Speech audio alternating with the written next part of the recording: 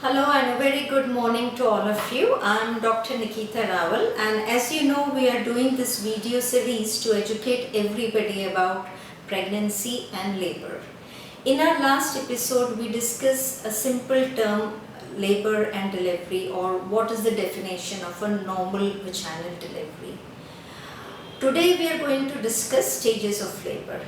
तो आज हम बात करेंगे कि लेबर के क्या क्या स्टेजेस होते हैं, मतलब जो प्रसव होता है वो कैसे आगे बढ़ता है डिलीवरी के रूप में। तो जो प्रसव है, जो लेबर है, उसकी 3 स्टेजेस होती हैं, फर्स्ट, सेकेंड और थर्ड स्टेज। जो फर्स्ट स्टेज होती है उसको भी हम 2 भागों में डिवाइड करते हैं, एक लेटेंट फेज ऑफ लेबर और एक एक्टिव फेज ऑफ लेबर।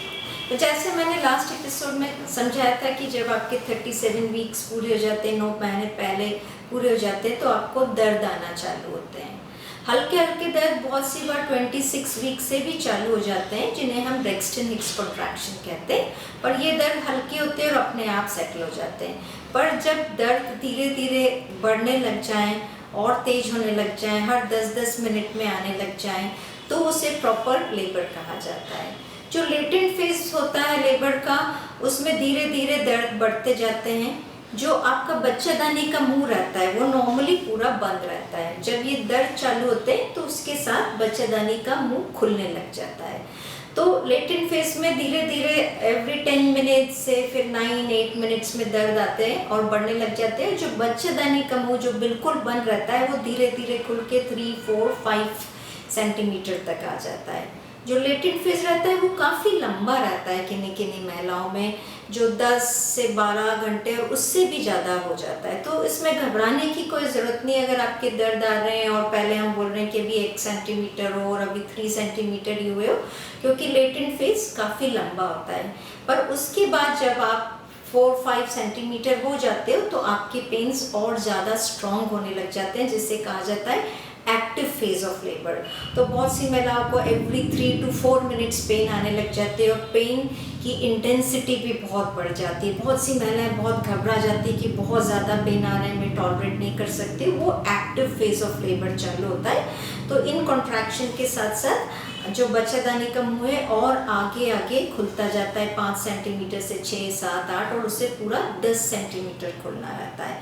और बच्चादानी के मुंह खुलने के साथ साथ जो बेबी का हेड है वो नीचे आता जाता है। तो ये एक्टिव फेज ऑफ लेबर होता है। और सेकेंड फेज पे आते हैं। तो सेकेंड फेज कब स्टार्ट होता है? जब फर्स्ट फेज एंड होता है, मतलब जब आप फुल्ली डायलेटेड होते हो और बेबी का सिर भी थोड़ा नीचे आ जाता है। तो सेकेंड फेज में क्या होता है, जब और कॉन्ट्रैक्शन बढ़ते हैं तो धीरे धीरे बेबी का सिर आते हुए जो आपकी बर्थ कैनाल है उससे पहले बेबी का सिर आता है, फिर बेबी का बॉडी और पूरा बॉडी डिलीवर होता है। ये सेकेंड स्टेज में होता है। जो सेकेंड स्टेज का ड्यूरेशन रहता है, जो हम बोलते हैं जो प्राइमरी ग्रेविडा जो फर्स्ट टाइम डिलीवरी कर रही है, उसमें ये 1 से 2 घंटे का भी हो सकता है। तो घबराने की बात नहीं है कि हम बोलते हैं कि सेकेंड स्टेज में पुशिंग चालू करो, मतलब जब आपको दर्द आते हैं तो आप भी अपनी तरफ से जोर लगाएं ताकि बेबी का डिलीवरी जल्दी। और ये पुशिंग कभी कभी ज़्यादा देर चलती है। जब आपकी फर्स्ट डिलीवरी रहती है तो वो समय 1 से 2 घंटे का हो सकता है। अगर आपकी पहले डिलीवरी हो चुकी है तो ये स्टेज छोटी रहती है, करीबन 1 से 1.5 घंटे की। तो ये सेकेंड स्टेज हुई जिसमें आपका बेबी बाहर आता है।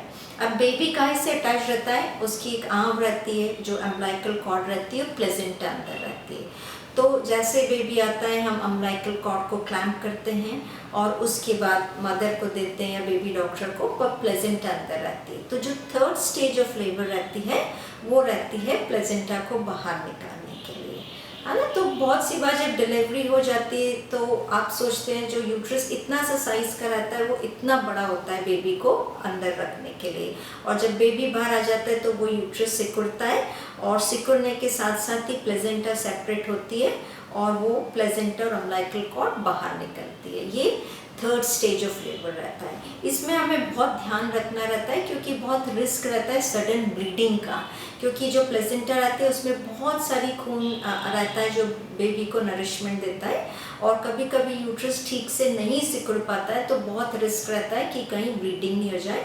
तो हम अधिकतर एक्टिवली उसको हेल्प करते हैं, दवाई देते हैं कि वो सिकुड़े और प्लेसेंटा बाहर आए।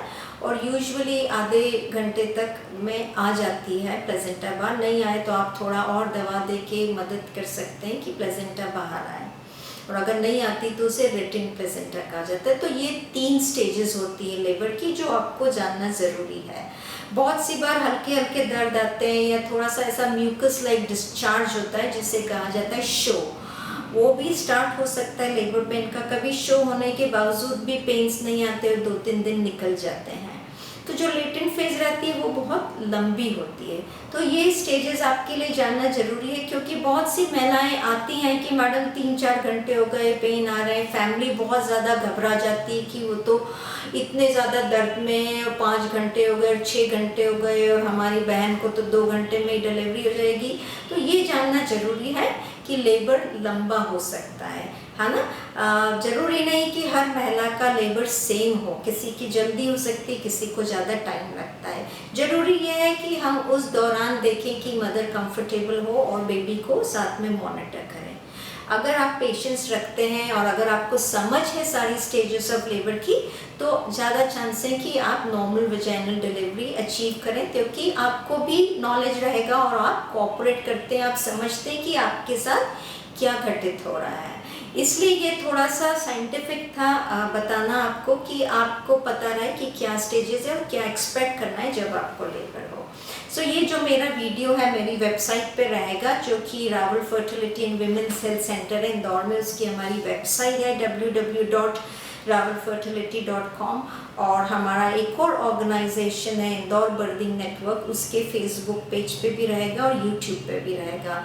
अब हम और आगे नेक्स्ट एपिसोड्स में बात करेंगे कि आपको हॉस्पिटल कब आना है, क्या तैयारी करनी है, क्या एक्सपेक्ट करना है जब आपको हॉस्पिटल में एडमिट किया जाता है। So please do watch my video and share it with your friends if you like it. Thank you very much and have a nice day.